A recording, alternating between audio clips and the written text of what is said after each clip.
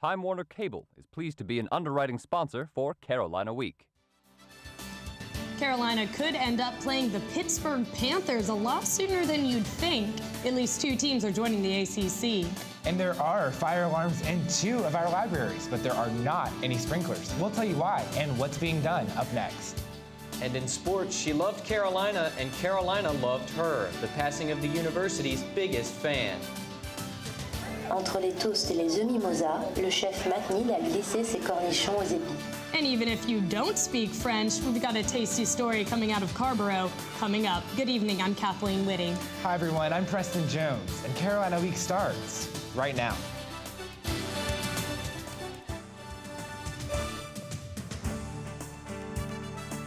From the James F. Goodman Studio in the School of Journalism and Mass Communication at the University of North Carolina at Chapel Hill, connecting campus and community, this is Carolina Week. 2 big sports stories tonight. First, the ACC is getting bigger, at least by 2 schools, and some are talking about 4. There's a lot involved, including a lot of money. Second, the university is vacating all of its football victories from the 2008 and 2009 seasons. It'll be giving back some of the scholarships, too, both moves aimed at satisfying the NCAA. We turn now to Andy Reeves for the details on both of these stories. Andy, what can you tell us? Well, Preston, we're looking at a monumental shift in college athletics as we know it. Big news in sports. The ACC is now a 14-team conference after adding Syracuse and Pittsburgh from the Big East. But more importantly, UNC is vacating all of its wins from the 2008 and 2009 football seasons as part of a series of self-imposed sanctions in response to the NCAA violations committed by the program. The university announced the sanctions today through its response letter to the NCAA's notice of allegations. In addition to the vacated wins, UNC will also forfeit 3 scholarships through the 2014 season, pay a $50,000 fine, and place its football program on a 3-year probation. Back to the conference expansion news, the change won't be immediate. Big East schools are required to give 27 months' notice before leaving the conference, as well as pay a $5 million exit fee. We caught up with Napoleon Byers of the Faculty Athletics Committee here at UNC to get his thoughts on the conference expansion.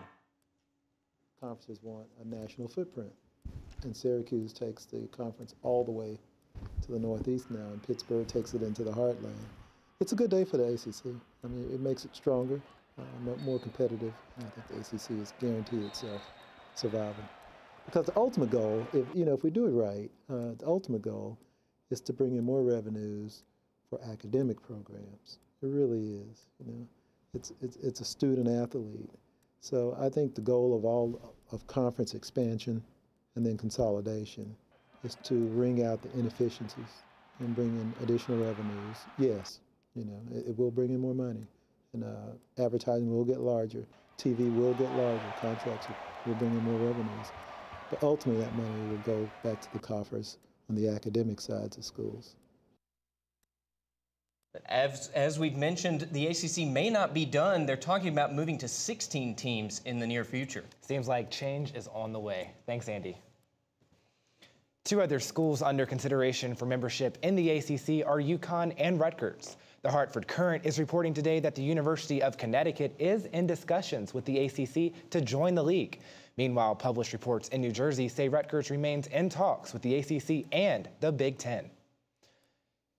So the ACC is expanding and the university is giving back some wins. In addition, that NCAA investigation of our football program may be expanding. As we told you last week, NCAA officials were back on campus. It appears the NCAA is looking into the university's Afro-American Studies program and that department's relationship with football players. Published reports suggest more than 20% of the independent studies conducted by the department involved football players.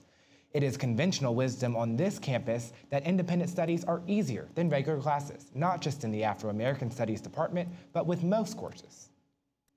If you live in Glen Lennox, rest easy tonight. That peeping Tom we told you about last week has been caught. At least that's what police are saying. They've charged Antonio Alamon Hernandez in the case. He's been charged with 4 peeping incidents dating all the way back to January, but police still aren't sure if several additional peeping cases in other areas of Chapel Hill are related. It's just a matter of priorities. The university says that's the reason there are no sprinkler systems in Davis or Wilson libraries. Dorms were the top priorities, then other buildings.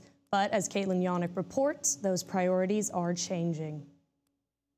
Graduate student David Goldberg's favorite place to study is Davis Library.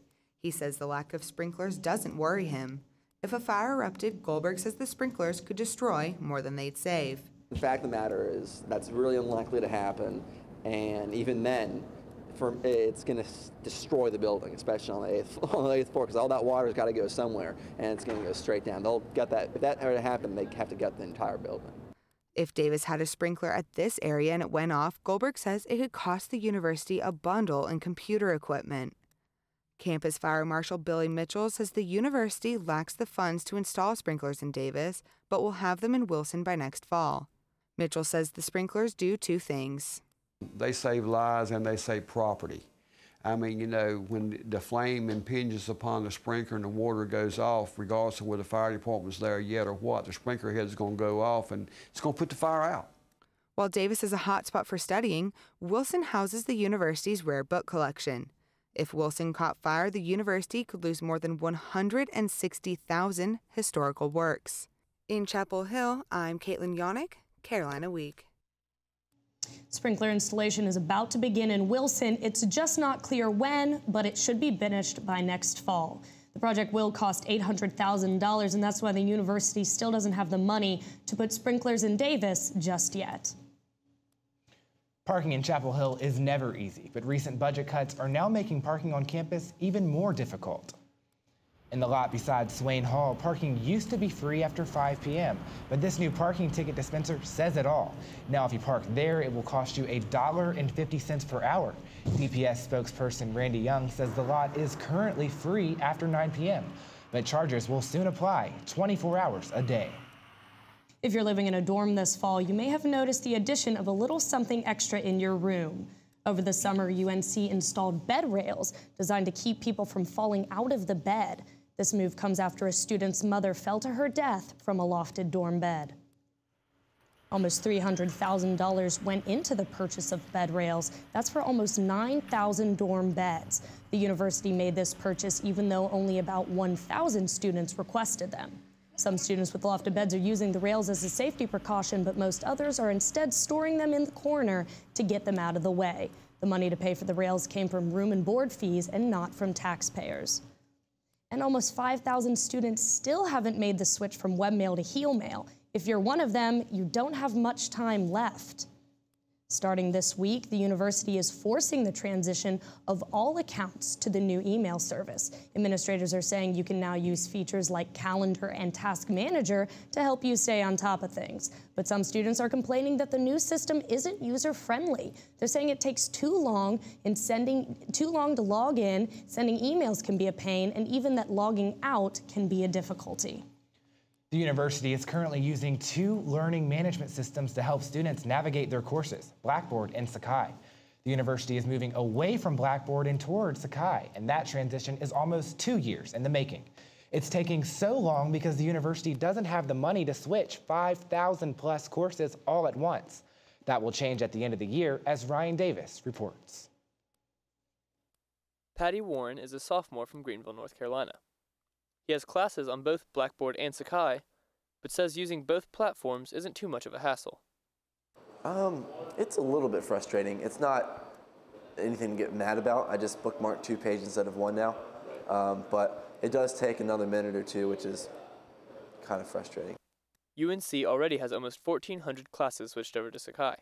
A site administrators feel is an improvement compared with its predecessor, Blackboard, but students have varying opinions. Journalism and Mass Communications professor Gary Kay says he doesn't use Blackboard or Sakai to teach his courses. He uses Facebook. It is capable of doing one-to-many and many-to-many, as well as one-to-one communication, which is something that Blackboard and Sakai can't do. Vice Chancellor for Information Technology, Larry Conrad, doesn't think it would be feasible for a site like Facebook to replace standard learning management systems because of the need for common content and a shared class experience. Can you do online quizzes through Facebook? I don't know, maybe you can, but that sounds like that's something that maybe is not exactly natural to the Facebook environment. Patty Warren agrees. and says he likes having some separation between schoolwork and his personal life. I don't know, I just feel like Facebook, there's so much opportunity to get to procrastinate instead of do your work. So I would be in favor of maintaining some sort of academic suite, whether it be Sakai or Blackboard. Warren says when December 2012 rolls around, he'll be worried about finding his assignments more than which site he uses to find them. In Chapel Hill, I'm Ryan Davis. Carolina Week. The Sakai platform could produce hundreds of thousands of dollars in savings for the university. Officials won't know exactly how much until everything is up and running. University officials contend Sakai is easier to use. We'll show you how washing your hands can save thousands of lives and billions of dollars. Coming up after the break.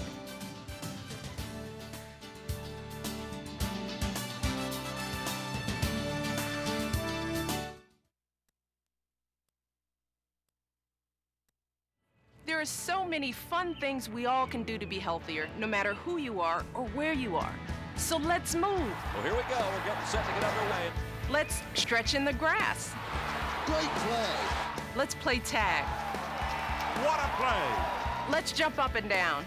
Oh, what a way to finish it. And most of all, let's eat better so that we have the energy we need to play an hour a day, every day. Everyone can play. Just go to letsmove.gov to learn more.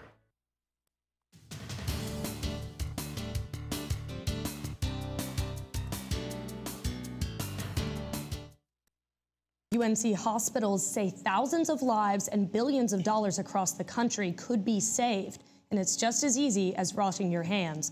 That's right, new measures at UNC hospitals put an emphasis on hand hygiene. Reporter Lindsay Hawkins has the story. Frankie Eccles' 2-year-old daughter has been in and out of the Children's Hospital at UNC. In desperate need for a heart transplant, the last thing her daughter needs is an infection cot in the hospital. It's ultra important to make sure she doesn't get an infection, there aren't any germs transferred, and she has not had any issues with that, thank God. And that may be due to the 3 new infection control measures implemented at the hospital. One of those measures deals with patient ventilators, providing daily oral care. Another concerns maintaining catheters. The biggest part, though, strict enforcement of hand hygiene practices. Dr. Tina Shade-Willis. We did put hand hygiene apparatus all the way through the unit, so it's just, you can't get anywhere without seeing something to wash your hands. They aren't just in patient care areas, they're all over the hospital, including right here in the lobby. For just about $21 a day, researchers say just one department could save $12 million a year because patients would get out of the hospital more quickly and would not have to receive additional treatments. Dr. Willis says not only do fellow employees check up on each other to make sure they're following the hand hygiene guidelines, they also count on patients and families. We encourage our patients and their families to be advocates, even if someone washed their hands outside the door, if they didn't see it and they want to make sure that they did, we encourage them to say, hey, I didn't see you wash your hands. I know you probably did before you entered the room, but could you do that again? And Frankie Eccles isn't afraid to tell doctors or anyone else to wash your hands. And with all the hand washing stations and reminders added to the hospital, it isn't hard for anyone to forget. In Chapel Hill, I'm Lindsay Hawkins, Carolina Week. And with flu season coming up, washing hands is more important than ever. Speaking of, have you gotten your flu shot yet? Well, you can get that done in Lenore Hall or the Student Union on September 28th, October 5th, or October 12th. Clinics are walk-in and are open from 8 a.m. until 5 p.m. You can visit carolinaweek.org for a full list of clinics. UNC prides itself on community service and giving back to others. On Sunday, 10 Habitat homes were dedicated to UNC healthcare employees, making it the largest Habitat project undertaken by any university in the country. 10 houses now line the street of Phoenix Drive. They were built as part of the UNC Build-A-Block project with Habitat for Humanity. The UNC chapter normally builds 3 houses per year, but decided to build 10 last September for UNC employees. Chancellor Holden Thorpe spoke on behalf of the university, as did Habitat CEO and UNC alum Jonathan Reckford about the good deed.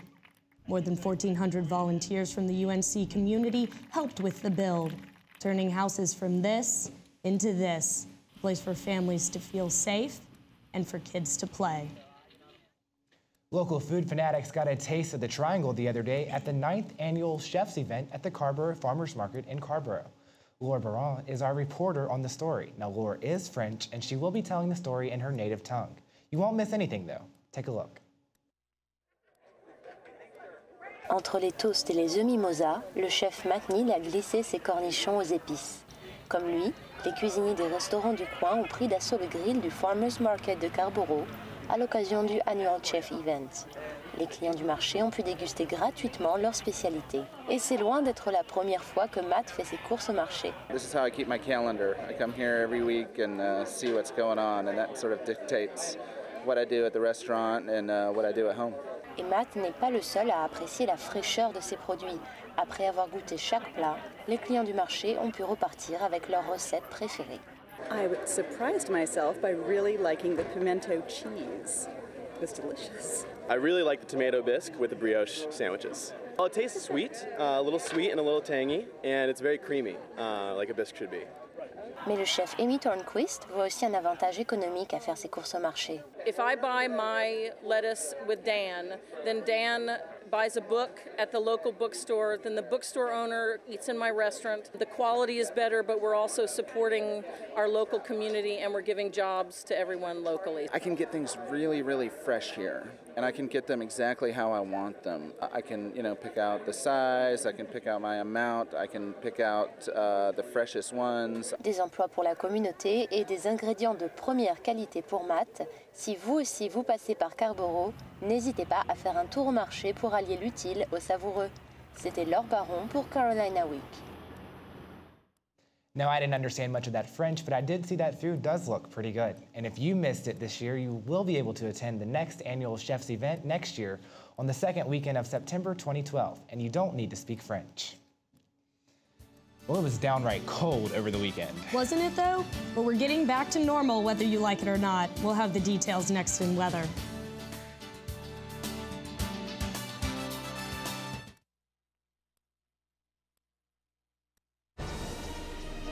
We can all be energy savers. It's easy. Turn off lights. Use energy-saving light bulbs. And turn off electronics and appliances when not in use. Make a change and we can really fly. Learn more at energy.gov/kids.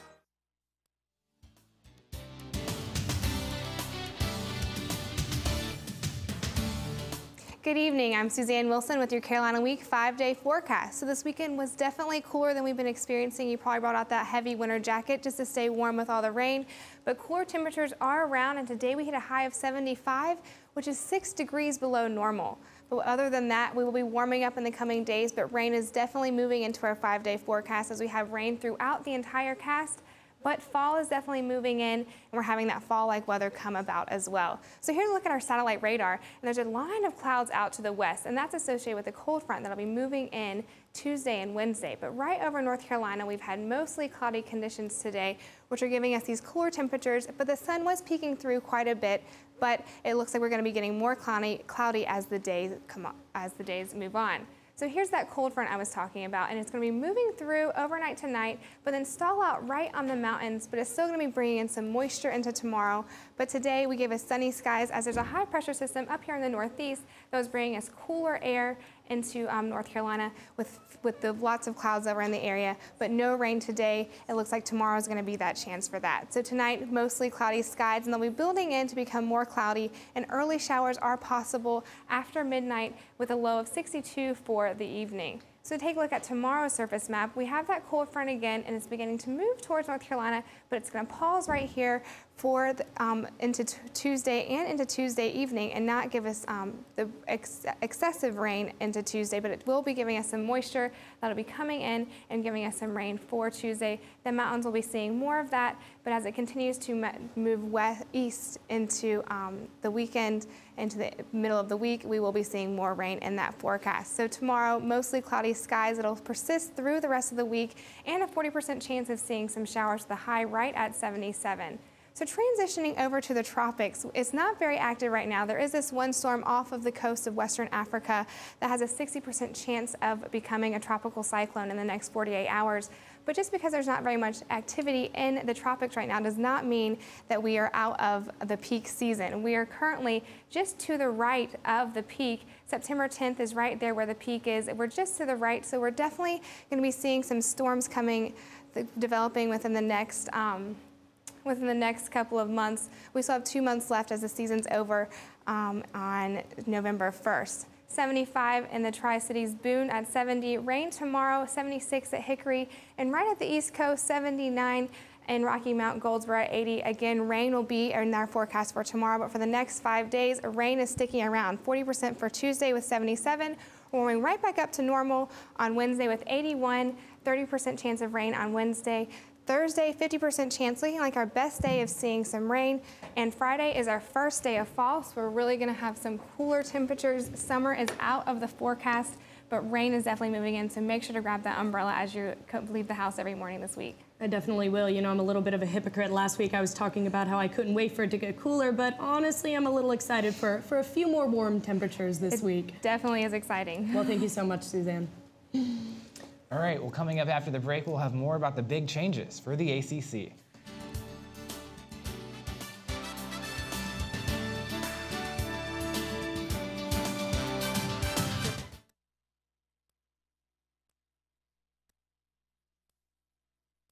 Rosita, did you know there's a right way to sneeze? Let's show them, Elmo! Got it! When you feel like your nose needs to give it at you, this is how you act, this is what you do. Lift your arm up high, bend it toward your face. Sneeze right there in the bendy place. Achoo! Achoo! You can do it with ease. Achoo! Achoo! That's the right way to sneeze. Thank you. To learn more about preventing flu, visit flu.gov.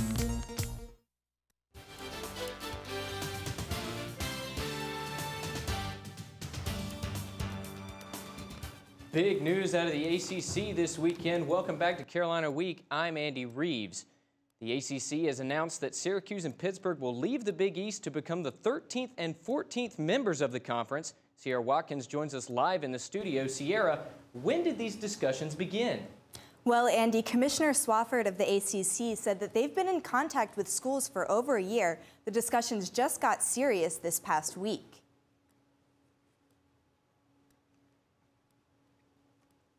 Looking at the landscape and the circumstances, you know, across the country, that there were obviously schools that could add significantly to the Atlantic Coast Conference that were interested in joining us, and the decision was made that now is a good time to go ahead and make that move to strengthen our conference.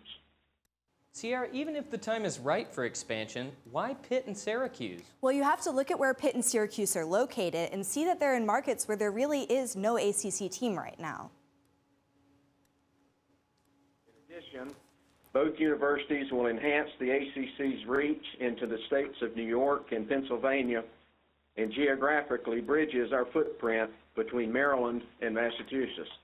With the addition of these two schools, the ACC will cover virtually the entire eastern seaboard of the United States. Well, and the expansion may not be over. Swafford, the ACC commissioner, is not opposed to adding 2 more teams to make this a 16-team league. On Sunday, he said that double-digit numbers of schools have reached out to the ACC. That's right, Andy. Other teams are definitely interested in coming to the ACC. Right now, the most serious mention is UConn. They've actually already reached out to the ACC, made some contact with Commissioner Swafford. Other names that we're hearing, Rutgers and Texas, are 2 other names being mentioned. ACC fans certainly have a lot to be excited about. Thanks, Sierra. UNC is 3-0 after beating Virginia in their first ACC contest of the season. The Heels took a 14-3 lead into the half, but broke the game open with a third-quarter touchdown by Dwight Jones. He had 5 catches for 85 yards. Giovanni Bernard also had a big game, rushing for 102 yards on 12 carries, the first 100-yard rushing game of his career. And there's big Ryan Houston. He finished off the Cavaliers with one of his 2 rushing touchdowns at the end of the game as the Heels go on to win 28-17. Undefeated Carolina enters the coaches poll ranked at number 25, which sets up a top 25 showdown this Saturday in Atlanta between the number 24 Yellow Jackets of Georgia Tech and the Tar Heels. And while it may seem like a long time since the Heels were last 3-0, they'll now be missing a fan who's been in the stands for much longer than that. Rachel Nash has the story on the Tar Heels' greatest fan. Rhoda Osterneck has a smile that's been lighting up Carolina basketball games for 38 years. After all, it's her job to get the risers raging. And she says she owes it all to her husband, Bob, who inspired her love for the Tar Heels. I loved sports. I never could have married him if I didn't like sports. And so when I came down here, I just became a Tar Heel. Bob chose to cheer for UNC for a very important reason. So he went to Duke, State, Wake, and Carolina. And he felt that Carolina was the classiest school. But Rhoda isn't just a true blue in the Dean Dome. Her house is a shrine to all things Carolina. There are the Rams, the memorabilia, and she always makes sure to accessorize appropriately. And even from the street, you can tell this is Rhoda's house. Rhoda had it painted her favorite shade of blue. Back on the court, she says her favorite player of all time is undoubtedly His Airness, Goes back to Michael Jordan. Michael Jordan, mostly for one reason. Well, winning the national championship. Rhoda says no matter what, she'll continue to attend UNC basketball games. She says she has unfinished business. Well, I want to win a couple more national championships. That's what I want. And here's to Rhoda getting exactly what she wants. In Chapel Hill, I'm Rachel Nash, Carolina Week Sports. Now for information about where to send gifts and donations, please visit our website, carolinaweek.org. The UNC field hockey team is looking to rebound from their first loss of the season as they took on conference rival Wake Forest yesterday.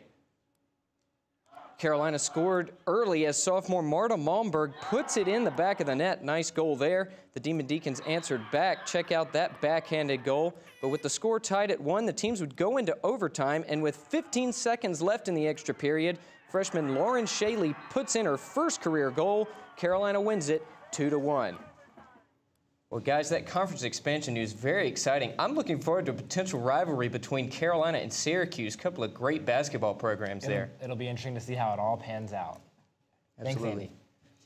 Well, we've been in school for several weeks now, but do you even know where all the buildings are on campus? I don't think I do. See what the new free campus tours are all about coming up after the break.